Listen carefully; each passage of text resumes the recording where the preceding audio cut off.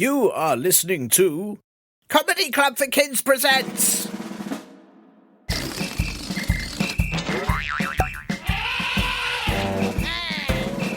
Radio Nonsense, Radio Nonsense, Radio Nonsense, Radio Nonsense, Radio Nonsense. Hello and welcome to Radio Nonsense, the official Comedy Club for Kids podcast that's suitable for all ages from... to... super tasty soup. and everything in between. I'm Tiernan, and this week, listeners, well, look, it's not very interesting or exciting, but it is very, very important, isn't it, Linda? Linda? It's not exciting, is it, Linda? But it's very, very important, right, Linda? I really thought Linda would be here today because, listeners, someone is coming round to do a gas safety inspection. No, and that's exactly what mustn't happen, okay? I need this gas safety inspection to go very, very well, because if they suspect that there's actually an awful lot of very dangerous, very stinky gas here, like there always is, then they might want to shut down Comedy Club for Kids HQ, because they'll say it's just too dangerous and awful a place to be. So the whole collection of farting animals are safely stowed away in the basement. The stinky hippos have been put in a bathtub outside, which is a really awful and horrible job, let me tell you. And I've left a note for Linda not to eat too much fibre or beans or eggs. I've no idea if she's paid attention or where she is or who she is. So, fingers crossed, this goes okay. Hello. Hello, I'm Gus, the gas safety inspector. I'm here to check all the gas and not the gas, because I'm Gus, the gas safety inspector. I've got to make sure that if you've got gas, it's safe gas, and if you've not got gas, it's not safe not gas. Right. Hi. Come in. I don't think you're going to find any bad gas here at all. Gus. Well, I will seize about that right now. You can have a look wherever you like. Whoopee, I will be inspecting every single room. Thanks you. While Gus the Gus Man is checking everywhere, let's have a little look in the mailbag this week. So you girl Aubrey sent this on the Spotify Q&A. Hello Tiernan, I'd like you to know my kitten sent you stinky hippos. I sincerely apologise. Oh no, the kitten touched the thermostat. And then her mum says, the thermostat. That is awful, you girl Aubrey. I can't believe the kitten touched the thermostat. You must never let cats be in charge of your heating system because, as you know, if they are, everywhere will always be too warm. It will always be way too warm, always. They specifically didn't call it a thermocat, hoping it would put them off. But obviously, it hasn't worked, so I'm afraid if your kitten's in charge of the thermostat, they're basically in charge of everything now. Nothing you can do about it except curl up and have a nap, just like them. Wait, hang on a second, Aubrey. Did you say it sent me some stinky hippos? Quick! I've got to hide them really quick!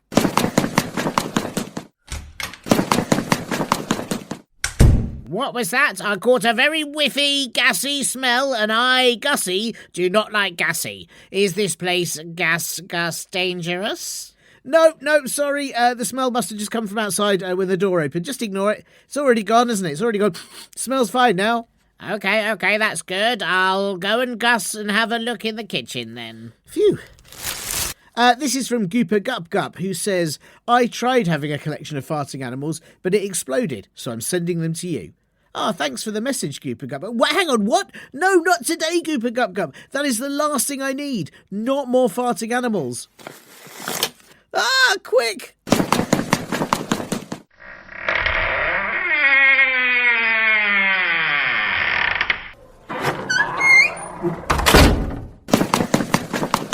Is that something very stinky I can smell? It smells very gassy to me, and I'm Gus, and I can smell gas. If that is gas, you will automatically fail the gas safety inspection. It's not gas. Look, honestly, the smell has gone already. I don't know what that was. It is all okay. Maybe it's an old sandwich or something, but it's all dealt with. Good, Gus. I'm going to go check all the dustbins. I am worried now, listeners, that there are far, far too many farting animals in the basement, but... if hopefully all those animals could just keep the farts in until the inspector leaves, it should be okay. Look, listeners, I have to let you know that after this week's show, there is going to be 2 weeks with no radio nonsenses, as it is the Easter holidays here in the UK. And as I'm sure you have to as well, I've got to spend a lot of time trying to find a large rabbit that lays chocolate eggs. It's very important. But then don't worry, we will be right back on April the 15th, I promise. So if you do have anything you want to send in, whether it's a question that you need to have answered or it's an intro for the show or anything else, please don't send more farting animals or stinky hippos. But do get your nearest Parpy Muppets, grown-ups, to help you email me at podcast@comedyclub4kids.co.uk. Or you can leave a nice review on Apple Podcasts, Castbox, or a reply for each episode on the Spotify Q&A too. And do check out comedyclubforkids.co.uk, as we've got loads of shows coming up all over the UK, especially over the Easter holidays. What was that? Gus is suspicious. I'm not sure, Gus, but it's definitely not gas, Monsieur Gus Inspector, promise. If you say so. Oh, I'd better check what that creaking noise is, and while I do that, you listen to this most important bit. Hooray, hooray! It's Olaf Falafel back here on Radio Nonsense, who it says right here that you have travelled, Olaf, 20,000 legs under the sea. Not leagues, 20,000 legs. Is that right? Well, they are actually centipede legs, so that isn't as impressive as it sounds. Right. It sounds like it's a big distance, but they're short legs. I see. So you've travelled 20,000 centipede legs. I don't know what that is in human legs. I might have to go on Google Translate and see if they will translate centipede legs into human legs. I'm going to have a guess. Because centipede legs are quite... How many... Are they centipedes... I can't remember. Centipedes have 100 legs, right? And millipedes have 1,000 legs. Centipedes have 100. And then quantumipedes have infinite, never-ending legs. Yes, and a centipede's leg is around the length of half an eyelash. Right, okay. So if we're using that as a unit, so imagine plucking out an eyelash, that is 2 centipede legs. Yeah, and then... How many eyelashes would you have to stack together to make a human leg? I'd say it's about 100. Which would be 200. It's an awful lot, and then you've got to worry that centipedes aren't taking those eyelashes to use as extra legs. Yeah, can you imagine that? Turning up at a party, fancy dress party, and they'll be like, "Oh, who are you? Oh, I'm a millipede." Yeah, it's a hot costume for the summer for centipedes everywhere. For a centipede. Yeah, which is but it's unfair for millipedes because for them to be a centipede, they've got to tuck legs in. They've got to tuck legs in. Yeah, they've got to. Legs off, yeah. I'm trying to think. I'm trying to do the maths. They've got to tuck every ninth. They've got to tuck 9 legs in and leave 1 leg out. That's hard. And that's the millipede hokey cokey. Which is another game. I feel like playing hokey cokey with millipedes would get very confusing and it'd take a long time. You put your first leg in. Your second put your leg. 999th leg in. By which time it's no longer your birthday, everyone else has gone home, and you're still there on the first sort of chorus of, never go to a millipede birthday party is all I'm saying. It's quite sad. I feel until we spoke, I was excited to talk to you about your seafaring adventures, and now I feel we're lamenting the tragic life of the millipede, and it's moved so fast. Yeah, a lot of people. David Attenborough, he does all these documentaries. But he doesn't show you the ugly side of being a millipede. He doesn't, Sad. I feel like there should be a series of moody French films all about just a millipede looking out of a window with putting several legs up against the window, looking out at the rain, wishing it could just try on some new shoes, but knowing it would take the rest of its life to do that. Although, if they ever go to TK Maxx, they probably will find trousers that fit, because I can never find trousers that fit there. They must only fit millipedes. That's an interesting sales tactic. I wonder, because TK Maximum Legs. I've never really known what it stands for. Well, they have 2 X's on the logo of TK Maxx on the name, and I always think it's for extra, extra large or extra, extra small, because they're the only sizes you ever seem to get in there. So perhaps there's TK Maxx for millipedes is TK Maxx with XXXXXXXX. I don't know. That's really because it's too many X's for anything. TK Maxx, like how maximum is it? You're right. Well, it could be Roman numerals as well. We don't know that. Oh, yes. It could be XX is 20, isn't it? Yeah. So it's Ma times for 20 mums. yes. I don't know who TK is either. TK's mums times 20 of TK's mums. I mean, Have we gone down an avenue here? I feel like we've gone down an avenue.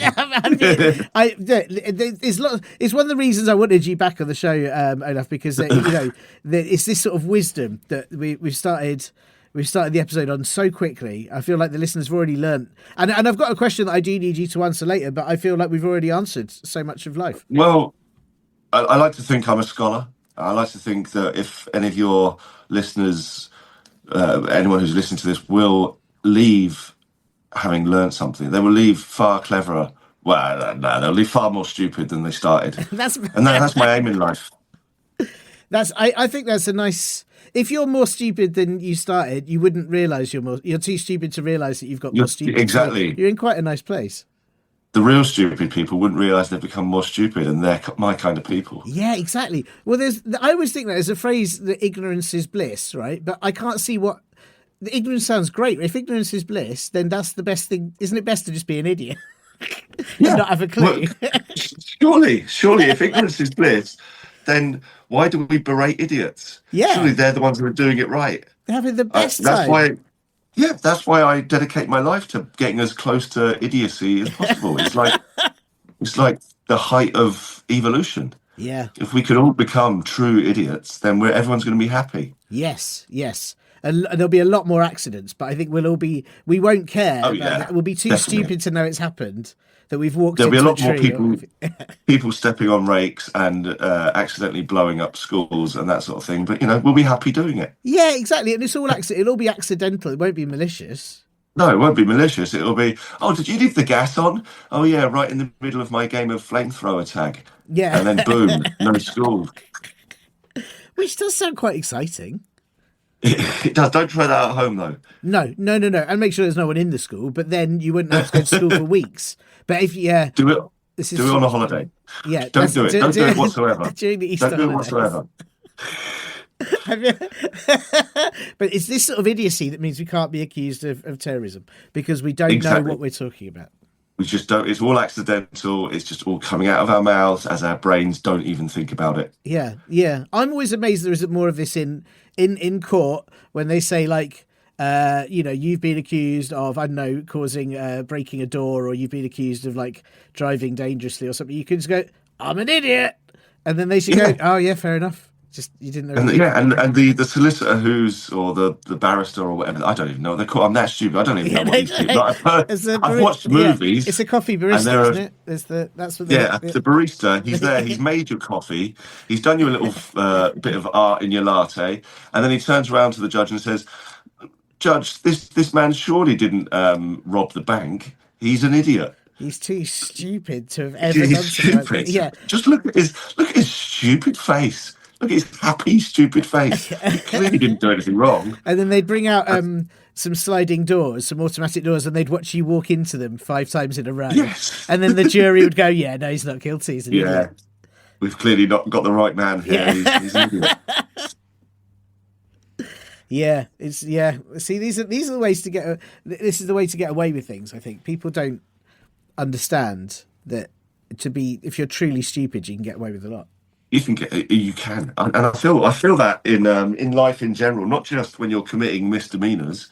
I feel that if you've said something that could be possibly, if you've said to your nan, "I like your mustache," or that hair on that wart on your chin, and it's got 3 lovely.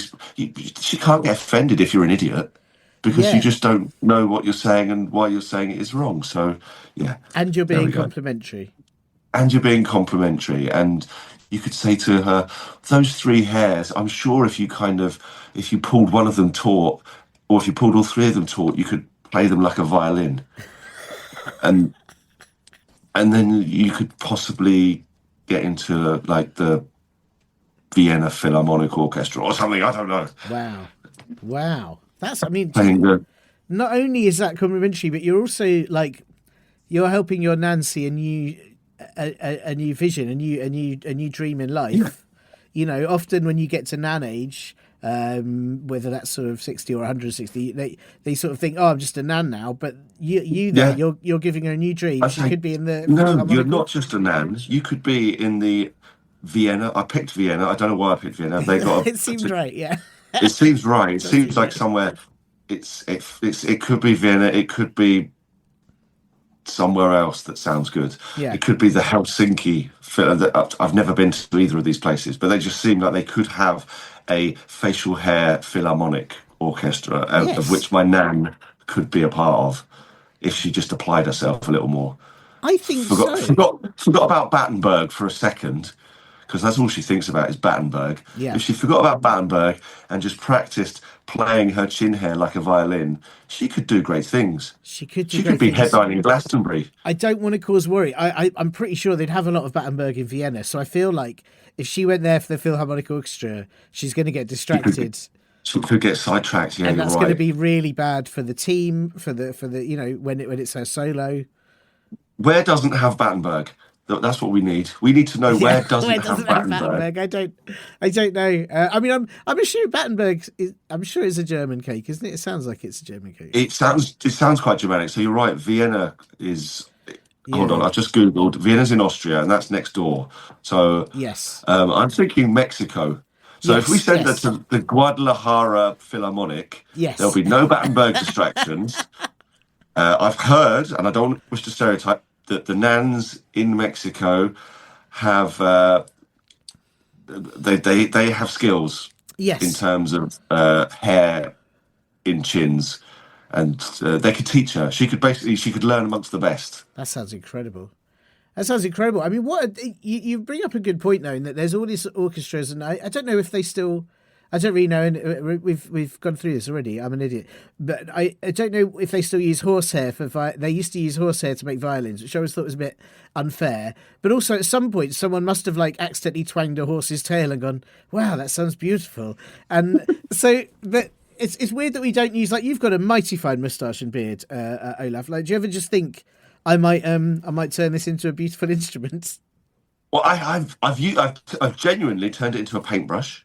Oh wow! And it works okay because they use horsehair and all sorts of hairs they use hair from the hair of hares, as in big rabbits. Oh right, okay, right. I was really confused. I thought your hair had hairs, and I couldn't. That was no. That's like Inception of hair. Yeah. No, I'm on about the large rabbits that are called hares. They have hair, and they use hair for some brushes, and they use weasel hair and stoat hair and all kinds of hair and horse hair.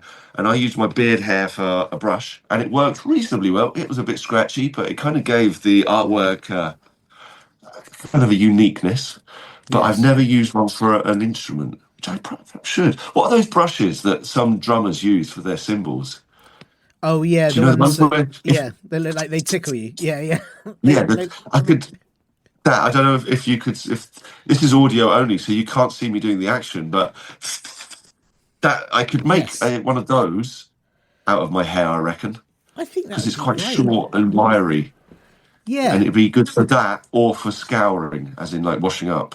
If we could somehow fix them together in quite a tight, I reckon I could wash up with my beard. I mean, all of these because whenever I go to the barber, they chop bits of hair off, and normally I'll say I'd like it like this, and then they don't listen to me and they cut it however they want, and then there's loads of hair on the floor, and then it all just gets swept away. And I think that could be an orchestra's entire collection of instruments. It could, or it could be a millipedes, the centipedes fancy dress costume. We've gone full circle. Yes, that's true. If a millipede covered itself in hair, it would look like a rogue moustache crawling along. It would. It would look like it would look like a massive moustache just sidling along the barbershop floor. Wow. And what a costume. Well, listen, Olaf, thank you so much for having time to come on the show in between your diving with millipedes. That sounds like an important movie documentary, Diving with Millipedes. And Diving with Millipedes, coming to Netflix this summer. I hope it's got beautiful music and dramatic shots. And I have asked you because there's a question that I know that you are the person that can answer it. But before we get there, as is the way on Radio Nonsense, I've got two very important legally binding admin questions. Are you okay to answer some. Yeah, definitely, questions. definitely. Yes, good. We can get a coffee barista in if needs be. Well, the first one is I'm sure you know this already, but listeners to this podcast are all ages: 7, 4007, Middle Ages, Bronze Ages, Ice Ages, like any age you can imagine. They tune in. Sausage, yes, we've got lots of sausages who do tune in. They're always writing in going, that episode was a banger, things like that. And always wanted me to make a sizzle reel. And but the thing is, because this show is for everyone and it's family friendly, I just need to check if there are any rude words you will not be saying during the show. There's one rude word that I won't be saying, and that is the word the. The. Wow. It's very rude. A lot of people think it's just like one of the most common words in the alphabet. I've just said it. But it's actually, it comes from the Greek god the, and she was basically just one big bum, like one big bottom, and she was just considered incredibly rude. And she spoke out of, well, you can probably guess where she spoke out of. So I won't be saying the. That's, I mean, if I've said it before, feel free to go through and bleep them all out. I will cut out every time you say the from the part, and I certainly wouldn't say the because it's not the sort of thing I would dare say, knowing stuff about ancient Greece, like yourself. What I have to check though is it the? But what about when you say the? That is fine because is the different. Norse god of. I don't know who the was, but the, yeah, if you say the, what is the difference between the and the? I've said it loads of times. Since I've said I wasn't going to say it, I probably said it 25 times. But it's important that you clarify what you're not going to say. So if you hadn't said the listeners would not know that the was what you weren't going to say. There are some things you say the for and some things you say the for. So the Houses of Parliament. You don't say the Houses of Parliament. No. But why do I say the? I don't know. No, only when you're doing Shakespeare-y things, isn't it? Yes, the with double E. Yes, verily the be. Well, if you say massive idiot. I'm gonna watch that from now on. See, there are certain things that I say the for and certain things that I say the for, but I don't know why yet. I might have to make a study. Is there anything that you say he for? That is when I'm doing when I laugh, but I'm also choking on shortbread. I go he, yeah, that's and also what about 30?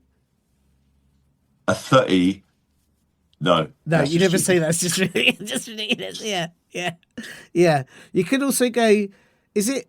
I'm gonna get listeners in this area upset if is it Yorkshire where they go to instead of the to pie to sausage. I'm going to shops. Yeah, to shops, to swimming pool. Yeah. Yes. Yeah. That's so you could go for that. That's perfectly acceptable. Yeah. Yeah.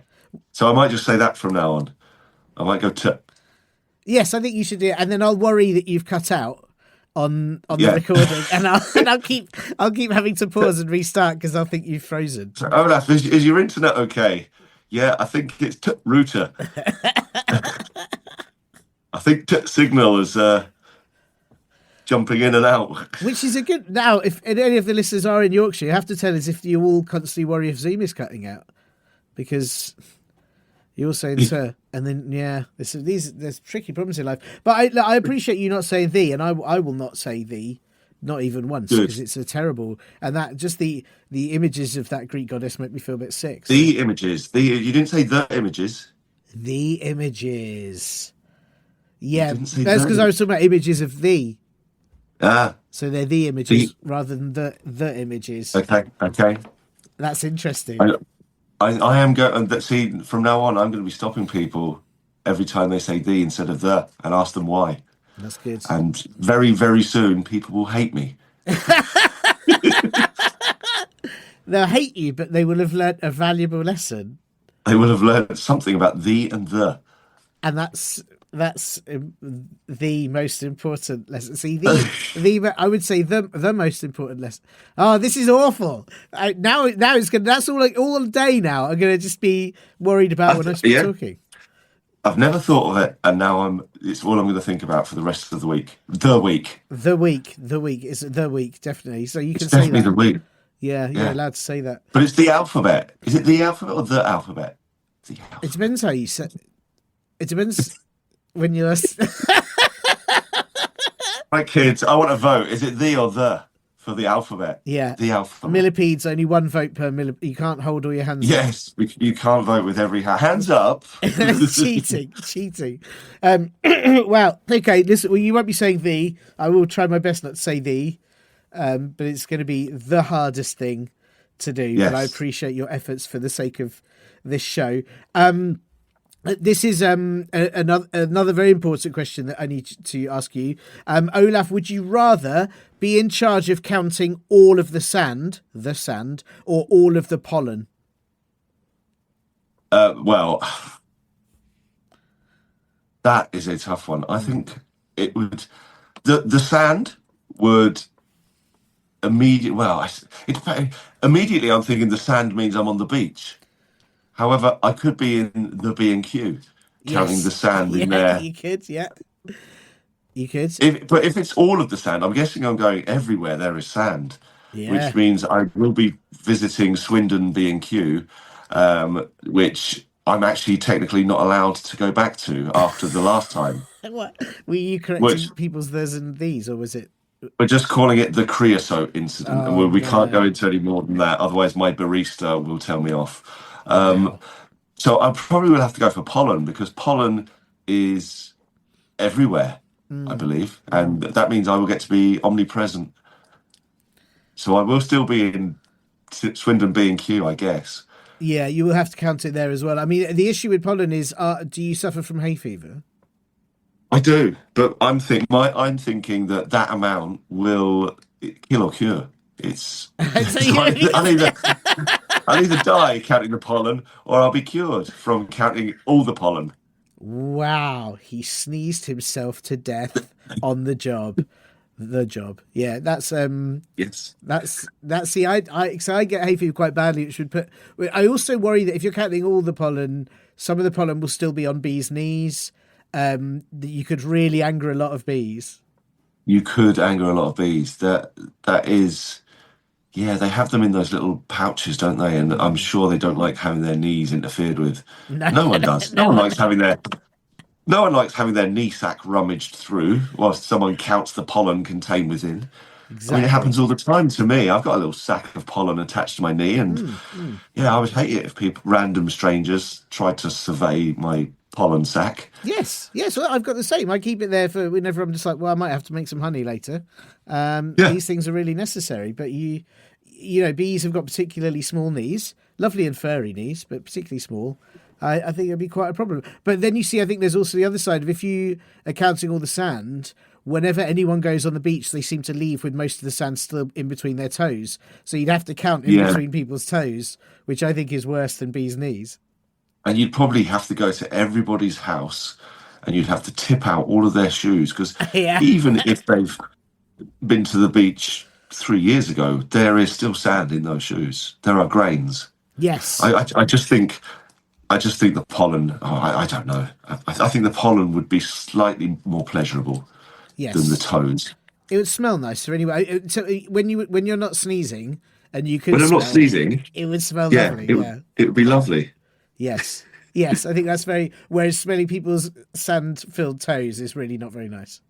Yeah, no, not at all. That's fair. Really smart question. I mean, also, you know, if you're only diving 20,000 millipede legs into the sea, you're not going to be able to count all the sand at the bottom very easily. Exactly. I'm not going that deep. I guess before I do move on, where does sandpaper lie in this equation? Because is that technically sand once it's been glued to paper? Does it become something else? Is it structurally no longer sand? It's part of a group known as sandpaper. Yeah, that's interesting. It's sandpaper. Similarly, sandwiches, are they still sandwiches, sand, or are they something else? Yeah, I'm guessing sandwiches would technically count. I've got a feeling they would count. And if sandwiches do count as part of all of the sand, then I might have to flip-flop and go... Go back to sandwiches, I might have to... But talking of flip-flops, they do contain in that bit... Yeah. So much If sand. you push that bit out, you know the bit that goes between the toes. That if you actually push that out, there's a little ring of sand in most of those. But no, I think I will flip flop and go back to sand if it Wow. includes sandwiches. Wow. What if it includes people called Sandy? I don't know any, Okay, so sure. I haven't So it's got not anything so to bad, base yeah. it on. But I'm just imagining people called Sandy are aggressive. Apologies to any Sandys out there.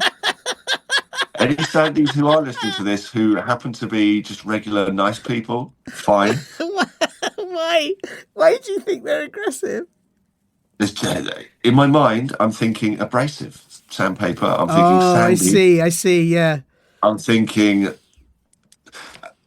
I don't know why. I'm just getting a feeling that they would not like being counted, Yeah, that's fair. even That's if fair. they're just one. You could literally just go up to Sandy and you could just go one, and that would be the amount. Unless Sandy has a brother or sister, because it's one of those names that could be brother or sister. Sandy could have a twin, in which case the worst you're going to get is 1, 2, and that's it. My time with Sandy, even if they're the most aggressive Sandys in the world, your time with them is limited. So Yeah, I it's could true. actually, yeah. Again, I could probably put up with that. Yeah. That's So fair. we'll go. I've got to ask an important one. If you count a sandwich, but then you eat the sandwich, do you then have to take the sandwich off your list? Yes, Right, because sure. the sandwich no longer exists. Right. It is like it's transgressed into its final form, Yes. which Right. I'm definitely not counting that. That's fair. Yeah. Very sensible. Unless unless you poo it into a litter tray, which is full of sand. Yeah. Yes, and then I will be inadvertently amongst it counting. Yes. So there's something to think about there. Well, thank you. I mean, I like how seriously you took that, because I really thought you were going to go for pollen then, and then of course, Well, I once was, you think and it then through, we threw in the curveballs of sandpaper and then sandwiches and aggressive people called Sandy, and even factoring in those aggressive Sandys, I'm still gonna change my mind. I think sometimes it takes a big man to change his mind yes. like that. Some people think politicians are weak when they U-turn. Oh, so and so does a U-turn on the no. Tucked in and put it on there, put it out there. Falafel does a U-turn on pollen. I will. I don't care. I I'm a think big man. U-turns also really, they're quite hard to do it. Like to do a little nice little U-turn, a perfect one. You've really got to know know your route and your choreography, and it's you've got to know the width of your car, the width of the road. Yeah. You've got to know yes, yeah. whether you're going to scrape your wheels, because sometimes it's that close. You might scrape your wheels, and you Yep. kind of you chicken out. And I'm sure all the kids listening to this will know all about the delights of a 3-point turn. Exactly. Because your U-turn can quickly turn into a 3-point turn if you've not left enough room. So yeah, Very but I'm happy important to U-turn. Yeah, me. Yeah, well, I agree, and I respect your U-turning. I respect you. I respect you turning. Your Yes, U-turn. me U-turn. You no me You U-turning. U-turning. Me. Yes. Yes. I respect you turning. You respect me, You turning. Yes, that's correct. Yes, That's correct. that's Yes. well, that's a lot. But no these in there, so we're safe. No. So right, well, listen. This is thank you for that, and I really appreciate you taking those questions as seriously as they needed to be taken. But I've got this question here. This is very important. This has been sent in by Gavin, who says they are 14 wobbly potatoes old. Now, I don't know if you know your wobbly potato age to human age chart. That's like 32 in giraffe years. I know that. Yes, that's but about what right. would Yeah, take yeah. us- Does it translate pretty similar to human years, or wobbly potatoes? I didn't study wobbly potatoes at school. We were one of those weird schools that just stuck strictly to Brussels sprouts. Yes, it can happen. I mean, the thing you've got to remember with potatoes is that when you get a new potato, or not a new potato, it's the type of potato called a new potato, but a potato that is new, or it could be a Yes. new potato. But regardless, when you get a potato that's not old, when it's brand new but not new, Yes. and you know what I mean. When you get one of I know what those you mean. potatoes, like it's quite a while before it goes wobbly. It normally goes a bit green and then a bit sort of rubbery, but to get wobbly Yeah. is quite a long amount of time. It's quite a Is it a human year? It's longer might than a be. human year. It So might yeah, be. you get it goes green. It gets the sprouts. Yes, the sprouts. You know, Yes, the little sprout, the little, not the Brussels sprouts, but the little kind of the eye sprouts. eye sprouts. Yeah. And then it does go a bit spongy and a bit rubbery, Mm. and then I think it's around 14 months in it goes wobbly. Yeah. Again, this is another thing that I'm going to have to road test because I went to a school that didn't do. We didn't do that method of measuring. We didn't do wobbly potatoes, so I might dedicate perhaps the next 32 minutes of my life looking into it. I think that's a fantastic idea. I mean, if you could hold off for perhaps sort of maybe 6 more minutes, just so we can answer this question, because Okay. and then if you're able to spend the rest of your life after that, that would be fine. That I'd appreciate that. But for now, Gavin asked this question. I think it's, and in fact, actually, I say it's Gavin's question. But I'll read this to you, and you'll realise it's not Gavin's question. So hang on. Gavin says, "If you have time, I do have a question from a friend." So it's not Gavin's question. So it's not even Gavin's it's question. not Gavin's just showing off now, isn't he? That he's got a friend. I feel like it's showing off, and I feel like, why isn't the friend sending this question in? Why has Gavin got to do it? I think that's a bit rude of the friend. Well, there's two possibilities here. Gavin is either showing off that he's got a friend who is shy, or Gavin doesn't have a friend and is too shy to say that it's actually his question. Yeah, I'm not gonna bet on either of those outcomes because I'm happy with whatever, Gavin. Gavin, you're just a legend, mate. I don't care whether you made up a friend so you can answer this question. You can ask this question, or whether you genuinely do have a friend who's just too shy. I don't care. You've come on. You've asked the question. We're going to answer it for you. That's such a nice man, Olaf, and I appreciate that. Well, Gavin or Gavin's friend, whether they're real or not, they ask, if people say the sky is blue because it's a reflection of the water, then why is some of it not green or brown? Well, that's a very good point, but you've clearly never. I'm guessing Gavin isn't from the north. Well, I'm guessing because otherwise he would know of the phenomenon of gravy sky, which, if you go to certain areas, if you've been to the Lake District, if you've been to like Kendal or somewhere like that, then you will have heard of. You'll hear people of a night looking out their window, going, "He looks like a gravy sky tonight, love." And that's where it is just really brown. I don't know about green. Green, you might have a point. I've not seen any green skies, but yeah, definitely. I've travelled with my comedy, and there are certain areas. North tends to be sort of northwest, I think. Anyone from the northeast, anyone from sort of the Newcastle, Middlesbrough, Sunderlandy kind of way, do set me straight. But I do believe the gravy sky is a kind of a northwest phenomenon. I mean, and there must be, because they have, would they say red sky at night, shepherd's delight, and that's because it's all the tomato ketchup, which shepherds love on their food. Shepherds love on their shepherd's pie, yeah. Yeah, exactly, yeah. So yeah, brown sky at night, it's gravy. it's all gravy. I like that. They didn't need to rhyme that because they didn't need to rhyme it. No, that's where the phrase. I don't know if it was a bit of a thing. It's all gravy, which kind of meant it's all good. That came from the farmers, the gravy farmers from the northwest, knowing that it's going to be a great crop or it's going to be a great growing season if they get gravy skies. And they'd look out the window and they'd go, "It's all gravy." That's nice. And it's good. When you say crops, you mean gravy, right? They're growing gravy, right? They're growing gravy, yeah. And they harvest them with the boats. Yes. They go up and down the furrows with a boat, and they kind of, It used to be that would be probably one of the leading employments for children until they kind of banned children working in the gravy farms. And that laws were passed. They said it was cruel. They said children would be better off in school rather than going up and down ditches with gravy boats collecting gravy. And then the gravy demand dropped off a bit. So I guess that kind of played into it as well. But yeah, that's where it came from. It's such a shame because now kids are in schools and they're learning things. They're not as big an idiot as they were before. And now they're not getting away with as much stuff. Yeah, they're learning stuff. They're in school. They're not as stupid as they used to be. Yeah. And they've had that legitimate kind of excuse of, but governor, he's an idiot. Look at Yeah, him. yeah. They can't use that anymore because they're use it. so intelligent, which is a shame, really. When I was a kid, we were far more stupid. Yeah, got away with There everything. you go. Yeah.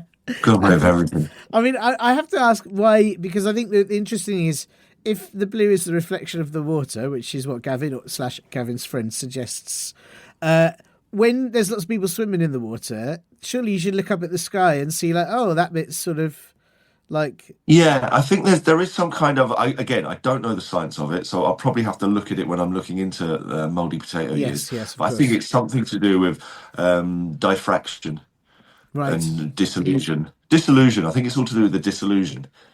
And Right. I get very disillusioned with questions like that.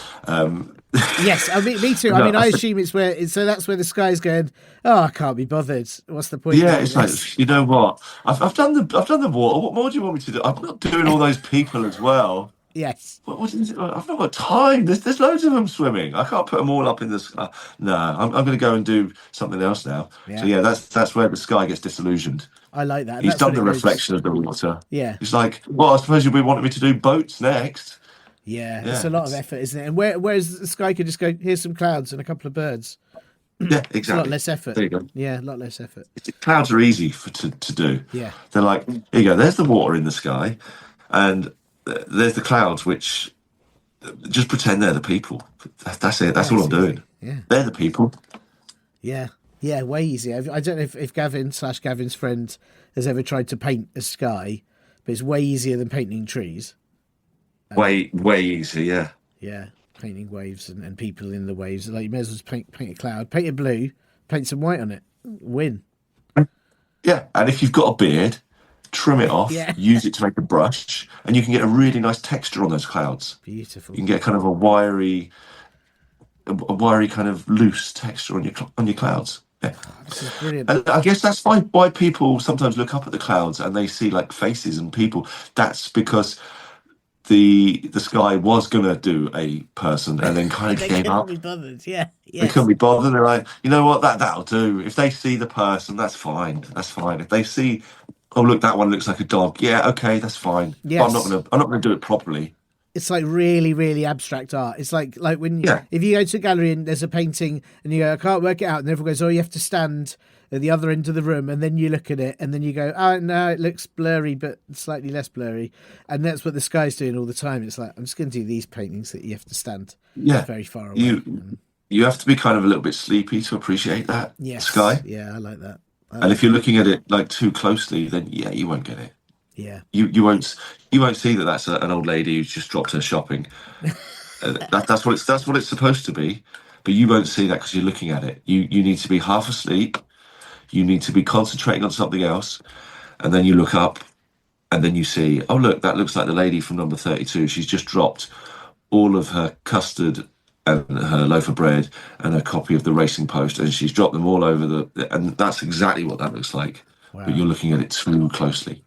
Yeah, poor lady. But yes, absolutely. I hope her custard's all right. Thank you. I mean, not only have you answered that incredibly well, I feel like we've given Gavin / Gavin's friend some very important things to get on with over the next few days. I think so. We've given him some research, some Yes. work to do. Yes, I'm sure Gavin, or maybe Gavin's friend, has got a massive beard that they can shave off and use as a paintbrush, and I'm pretty sure they'll get to that Yeah, straight we'll away. be- I hope they do. Yeah. And we'll be seeing some of Gavin's artworks hanging up in a gallery near you, no doubt, in the very near future. Yeah, I hope so. I really hope so. Alongside the Monets and the Impressionist paintings, we'll have Gavin's beard-painted skies. That's lovely. That's lovely. And I just want to note you said the Monets and the Impressionist painting, so we're safe. We're absolutely safe. I was very careful to say the. Yes, I liked it. Well, Olaf, thank you so much for your time. Thank you so much for coming on the show and answering these questions. And I was going to ask what you're up to in coming months, but obviously you're studying the lifespan of mouldy, wobbly potatoes. But also, I believe, as well as spending all your time doing that, you are touring and you have books.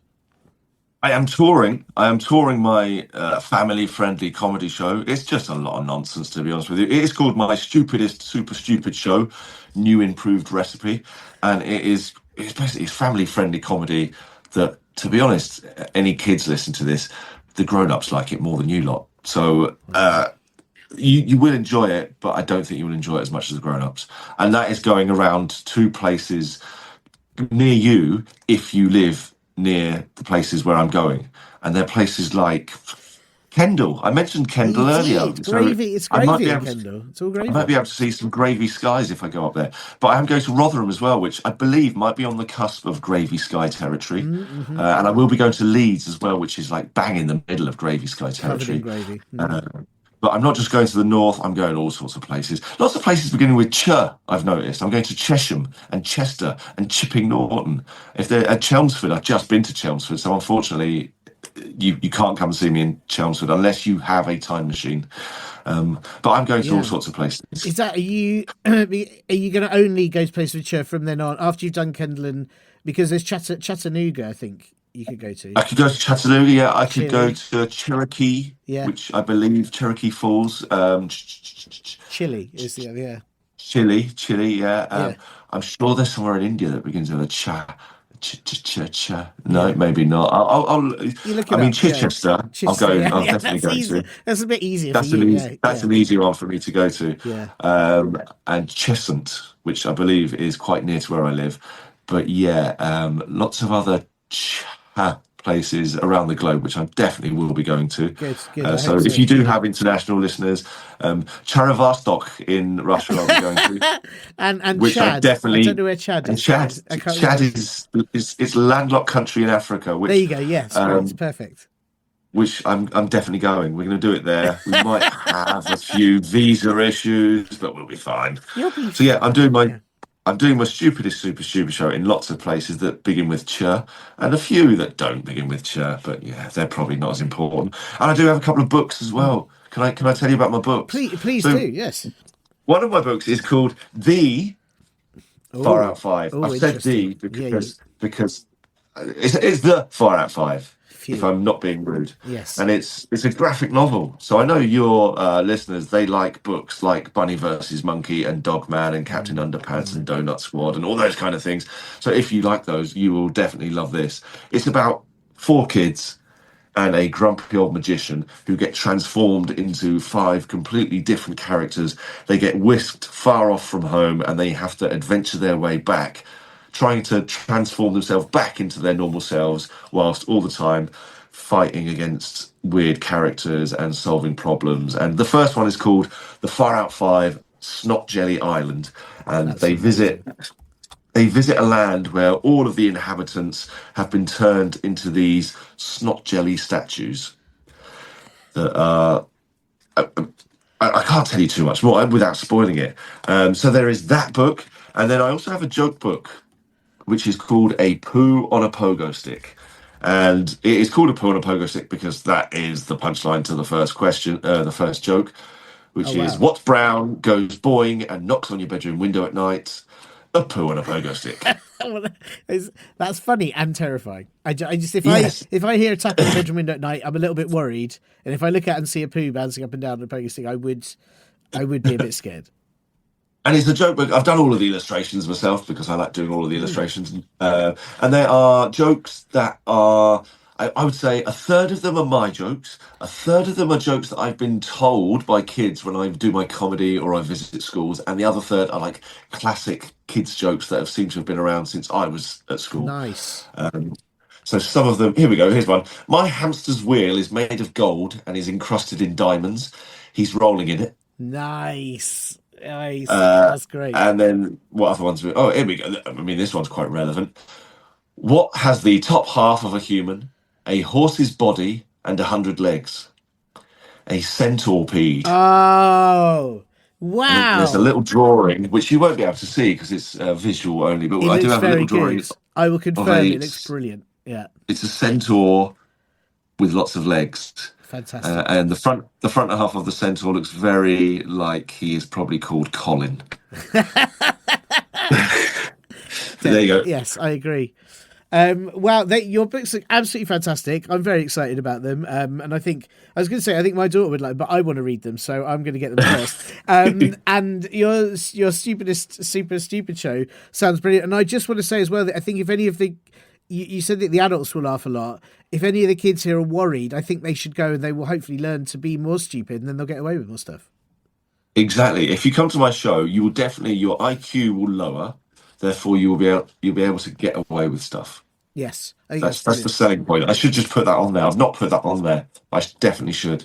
I'm just reading the back of the flyer now, and it doesn't say anything about that. So I need to. I'm going to get in touch with the printer. The listeners here are smart enough to know that that's true, and then they'll stop being smart enough when they come to the show. And I think that's what's most important. That's the most important thing. You've got to be clever to book a ticket, but you've got to be stupid to turn up. Yes, I think that's exactly that's the best way to market it. Well, Olaf, listen, all very excited. I'll put all the links to them in the podcast blurb, so listeners and grown-ups of listeners go and check those immediately. And thank you very much for coming. Good luck with your research on wobbly potatoes. Thank you so much. And if I could leave your listeners with one thing, stay stupid. Nice.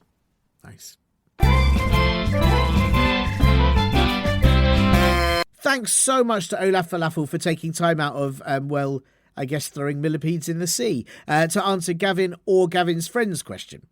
Gavin, or your friend, I do hope you liked your answer, but if not, please send any complaints you have in the form of cloud writing, and then no one will be able to read it, as the Sky will be too lazy to do it properly, and then I'll never have to see it. Olaf Falafel's Stupidest Super Stupid show is on tour right now. That is a hard thing to say. So do check out olaffalafel.com for all the tour dates and see if he is being extra stupid near you. And you can grab the Far Out 5, Snot Jelly Island and the Poo on a Stick joke book at all good bookshops and bad ones and medium ones near you right now. And I will put a link to all of those things in the podcast blurb, so do get your Parpy Muppets, grown-ups, to check them out. And don't forget, if you have a question you need to have answered or you want to send in anything else at all, get those same grown-ups to help you email me at podcast@comedyclub4kids.co.uk. And as a reminder, this podcast is going on a little 2-week break, but it will be back on April the 15th. And my goodness, do I need a break after the stress of this gas inspection. What is that strange creaking sound? Excuse me, Mr. Gus here, the gas man. Everything seems absolutely fine, but I have to tell you, your floor is swelling. Swelling? But that's the floor above the basement. I think there might just be too many farting animals down there. I'm going to have to check it just in case it's gas, because I am Gus. No, don't check it. Whatever you do, don't open the door to the basement. Is this the trapdoor to go down there? Or let me see, I am Gus. No, you mustn't. Don't do it.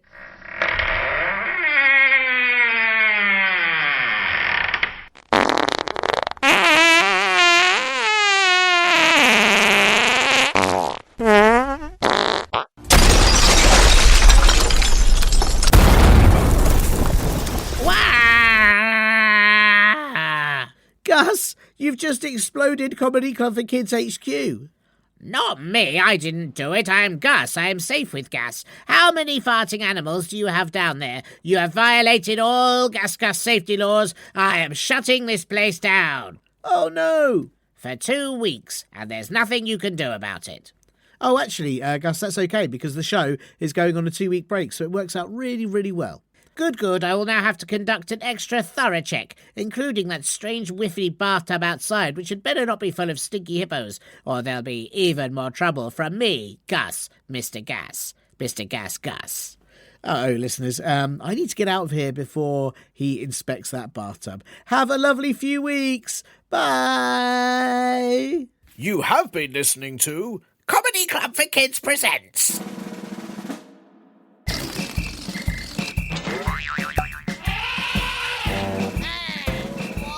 Radio Nonsense, Radio Nonsense, Radio Nonsense, Radio Nonsense, Radio Nonsense. It's the end.